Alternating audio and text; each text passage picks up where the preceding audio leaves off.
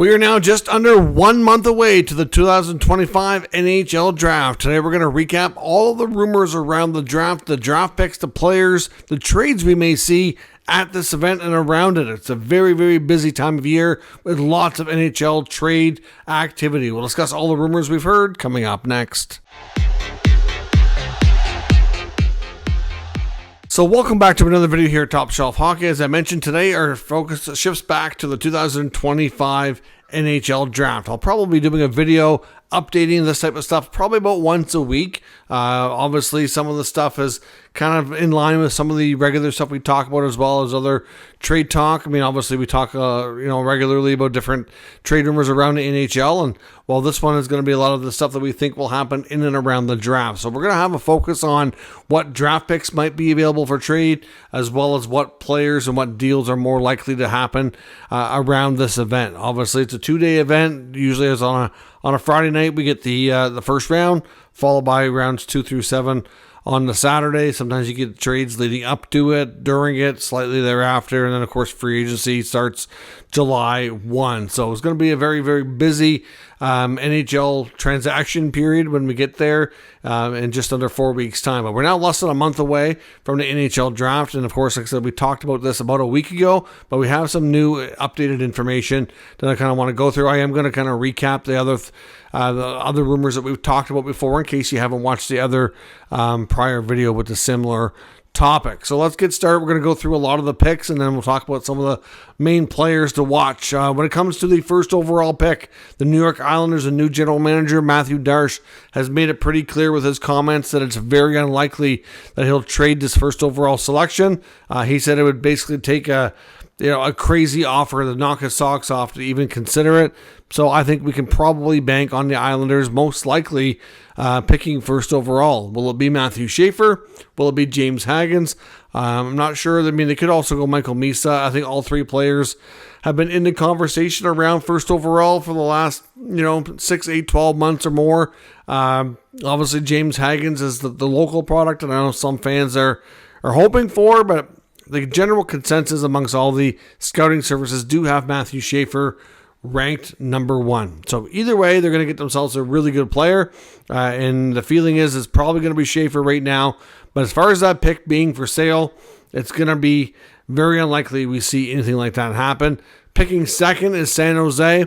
General manager Mike Greer's made it known. And this was even, these comments were before the draft lottery, not knowing exactly where he was going to pick, but knowing that it was going to be top 4 or 3 or 4 for sure, depending on how the lottery went. He said that he would be a lot more likely to consider trading the pick this time than he has been in his previous years. So, like they knew last year going into it, they had first overall to get Macklin Celebrini. That was not happening. They weren't trading that pick. But this year, not a given by any means. It would still take a massive offer, but he would at least be more likely to consider it. Now, the Sharks will be another team to watch as well. Keep in mind, they have multiple first-round picks. They're not only picking second, but they also have the 30th overall pick as well that belong to the Dallas Stars. So they very well could do something with that 30th pick, maybe the 30th pick and a player, a prospect, that's something to try to move up in that first round. Maybe they trade that pick for a player who can help them on their roster right away. Either way, the Sharks have some extra draft capital there to do something with if they want. The Blackhawks, who are picking number 3 overall, pretty unlikely to move that pick. They also have the 25th overall selection in the first round, which is originally the Toronto Maple Leaf pick, and they have a total of 9 picks overall. So would I be surprised if Chicago made moves at the draft? Not in the least. There's some speculation around Connor Murphy maybe being a player that they'll be shopping and trying to find a trade for. So look for his name to be in and around the rumors at the draft. Because I don't think they're moving off of number 3 unless there's some kind of ridiculous offer. And they're going to get one of those top 3 players I mentioned. Whether, the Islanders and the Sharks are going to take most likely between Misa, Schaefer, and Hagens, and they're going to get whatever one is not selected. But between the 25th pick and the other picks, they have 9 in total. And Murphy, I would be surprised to see them do some other things at the draft to try to improve their club. The Utah Hockey Club was very lucky as well, winning the second draft lottery selection, moving up 10 spots. Of course, they were originally 14th overall, and you can only go 10 spots maximum, so they went from 14 to 4. Now, in the last video, I reported that I thought with that draft lottery luck that they're pretty unlikely to move off of that. But since then, we've learned from Dave Pagnotta that he says that they're open to trading that pick for a good young player who can help their roster right away. So that was a little bit surprising. Now, of course, if the offer and the player that they might be looking for is not there, then maybe they keep the pick because they're going to get a good player. The only difference is they're willing to consider it, I guess, according to Pagnotta, if they can get a player who's a few years older and is ready to have an impact with them now, not in a couple of years. So obviously there's going to be a good player available at this pick. Maybe it's Porter Martone, or a few of the other prospects that are, in and around there, whether it's Lundell or Frondell or Dana Moyer or any of those guys. But, Utah is open to trading this pick according to thefourthperiod.com. The Nashville Predators will definitely be a team to watch. I don't expect them, and I haven't heard anything about the number 5 overall pick being available, but they also have pick 23, which was a Tampa first rounder, and pick 26, which is the Vegas first rounder, and 10 picks in total. Nashville obviously needs to restock the cupboards a little bit. I think they're going to try to get younger in a hurry, but they're also going to do that via trade and via other moves, and I think restocking the cupboard will be very helpful for them. So Nashville, I wouldn't be shocked if they did something and had activity around this draft. Jonathan Marchessault's name has been out there as a name that they signed last year that might be willing to work with them to find a trade. But all we've heard so far is he may prefer to go to his home province in Quebec and play for Montreal, but we don't have really any idea how that would work out or what the offer would take or if Montreal even is remotely interested. So we'll have to learn more about that situation as we go. But regardless of what Nashville does with Marchessault, the picks alone will be interesting to watch. 3 picks in the first round. I'd be surprised if they actually make 3 selections, but you never know. The Philadelphia Flyers will be a team to watch as well. They have 11 picks in total, including their own pick at number 6, the 22nd overall pick, which is the Avalanche pick, and they also have the pick of the Edmonton Oilers, which we don't know the number yet, but it's going to be 31 or 32 since they're in the Stanley Cup final. So again, the Flyers, they've had some high picks lately. Number 6 is pretty good. I think they kind of have their eye. I think Caleb Desnoyers, the Moncton Wildcats, is a player that they really like, but we don't know for sure he's going to be on the board when they select. So I don't expect him to move number 6. I'd be quite surprised. But 22 and 31 or 32 very well could be packaged to either move up in the first round or to get something else for their team. So certainly look for Danny Briere and the Philadelphia Flyers to have some activity. We've heard when it comes to the Flyers about the availability of players like Rasmus Ristolainen. To some degree, there's some that think that they might consider moving to Owen Tippett, but I don't know how serious that really is. I'd say it's not very, but that's just my take. The Buffalo Sabres are picking 9 right now. That pick is available. The Buffalo Sabres are under tremendous pressure to improve this club and to get into the playoffs. They've been 14 years without it, and like I said, lots of pressure to make it happen this year. Now, it's not going to be any easy task. Lots of teams that finished ahead of them last year would have to either, have a weaker season or they'd have to surpass them somehow. Not going to be an easy task by any means. The number 9 overall pick, if they can trade that for a player that can help them right now, I think they'll do that. Whether or not or who that player is, it's difficult to be seen. We've also heard lots of rumors around the Sabres, and it would not be surprising if they reach deals for players like Bowen Byram, JJ Peterka, Ukko-Pekka Luukkonen, Alex Tuck, or even others. There's been a lot of rumors around the Sabres that they have a lot of players that they would be willing to move, plus a lot of players that are unhappy and would like for a chance to be moved and change of scenery. So, I don't know. I think I got a feeling based on what we've heard that things are not really great in Buffalo when it comes to the player morale and who wants to be there. So, I suspect they're going to be a very, very busy team because they don't really have much choice to be. The Anaheim Ducks, again, will be another team to watch. They are under a pressure like Buffalo to get in the playoffs. When they hired head coach Joe Quenneville, the press conference made it known they're tired of losing and tired of being out of the playoff picture, and they want to make moves to get back in. So that number 10 overall pick is certainly available if it can bring them a player that they like that would help them right away. Montreal's another team to watch as well. They're definitely looking for a number 2 center for sure as their preferred target. Maybe an experienced defenseman since they're losing David Savard to retirement. They have back-to-back picks in the middle of the first round, 16 and 17, and the belief is that they're both available for the right deal. Of course, Montreal recently was rumored to have Logan Mailloux available as well as a prospect D that for trade. So, between those 3 assets, I think they could get themselves something pretty good. So we'll see what they end up doing and who they might end up targeting this year. Columbus is another team to watch, a team with multiple first-round picks, picking 14th and 20th. GM Don Waddell has also acknowledged publicly that those picks are indeed available too. So again, I think the Blue Jackets, maybe they make a pick or two.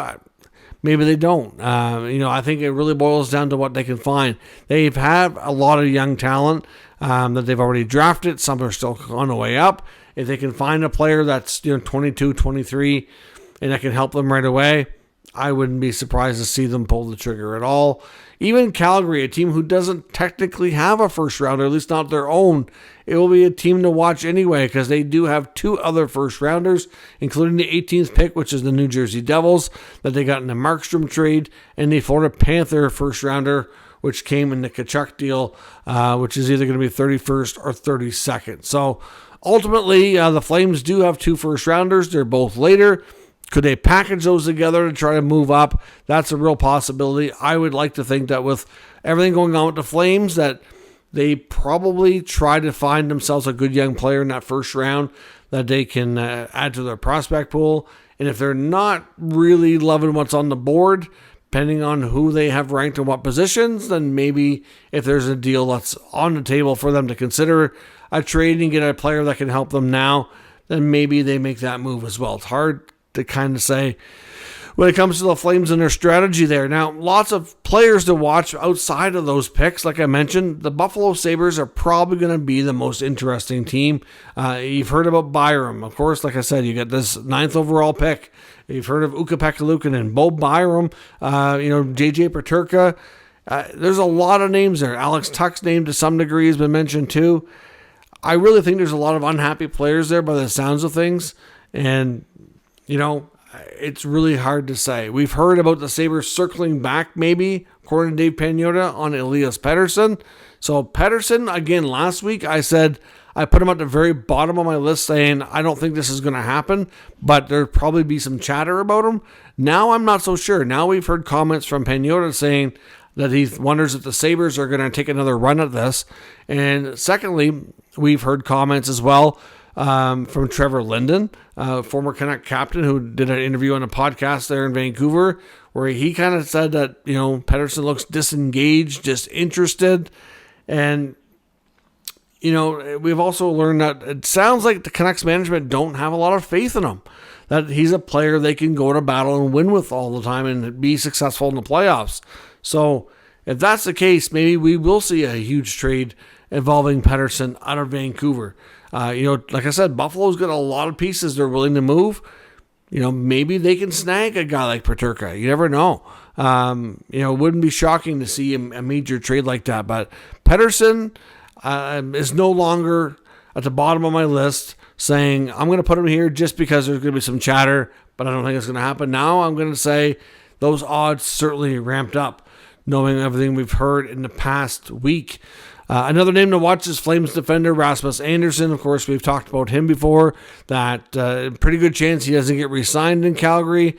1 year left on his contract. He's looking for a new deal, and Calgary's going to be looking for a return on a veteran defenseman who can help another team out. Always a possibility he doesn't go and becomes a trade deadline acquisition, as with some of these players, but I think that there's probably at least a 50-50 chance he goes.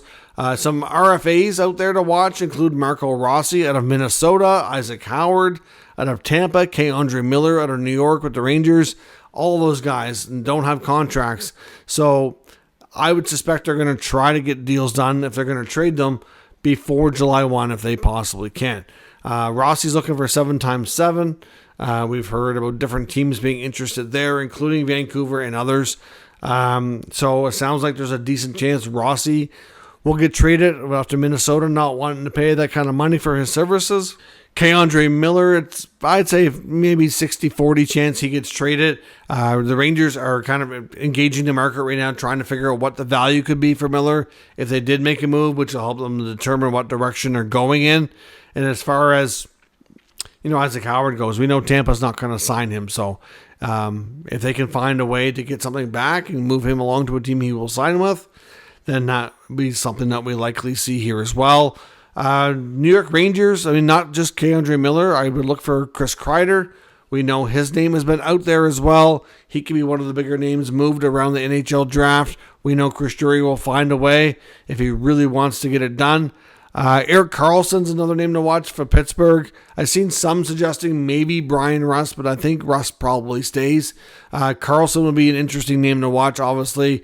They would have to agree to retain some money, I would think, but it sure sounds like things have been heating up, and every time they're updated trade bait board from Frank Seravalli and Daily Faceoff, Karlsson seems to be working his way up. So it's complicated because of the money, but his name is definitely going to be out there. K'Andre Miller's name is going to be out there, for sure, and same with Isaac Howard. Connor Garland, final year of his contract with the Canucks, sounds like he doesn't want to re-sign. Pretty good chance they find a way to move him if they can. I wonder about Philadelphia for Garland. Same goes with Kreider, except we've heard maybe the Leafs, Chris Kreider.